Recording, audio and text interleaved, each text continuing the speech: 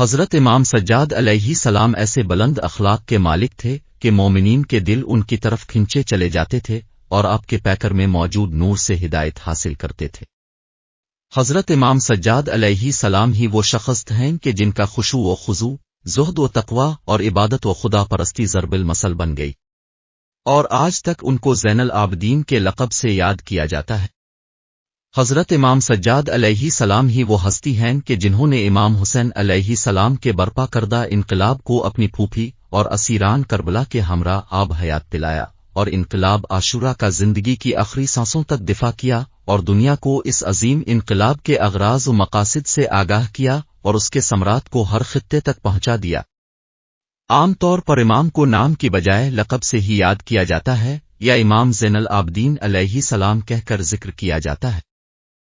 حضرت امام سجاد علیہ السلام کی آنکھوں سے 10 محرم کے بعد جاری ہونے والے آنسو کبھی خشک نہ ہوئے۔ ایک دفعہ حضرت امام سجاد علیہ السلام کی ایک کنیز سے کھانے سے بھرا برتن ٹوٹ گیا، جس کی وجہ سے اس کا چہرہ خوف سے پیلا ہو گیا۔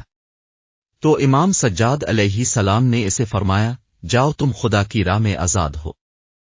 ایک دن حضرت امام سجاد علیہ السلام کا گزر کچھ ایسے افراد کے پاس سے ہوا جو ان کی برائیاں کر رہے تھے۔ امام سجاد علیہ السلام ان کے پاس رکے اور ان سے فرمایا، اگر تم سچ کہہ رہے ہو تو خدا میری مغفرت فرمائے، اور اگر تم جھوٹ بول رہے ہو تو خدا تمہاری مغفرت فرمائے۔ امام زین العابدین فرماتے ہیں، مومن کو دعا کے بدلے میں 3 چیزوں میں سے ایک چیز ضرور حاصل ہوتی ہے، یا تو اس کا ثواب محفوظ کر لیا جاتا ہے، یا اس کی دعا کو فوری طور پر پورا کر دیا جاتا ہے،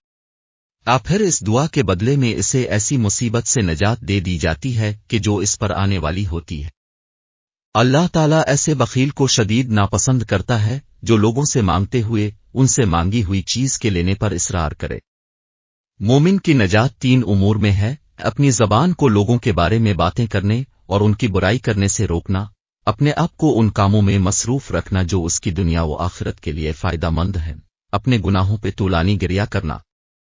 اپنے مومن بھائی کے چہرے کی طرف مودت و محبت کی خاطر دیکھنا عبادت ہے۔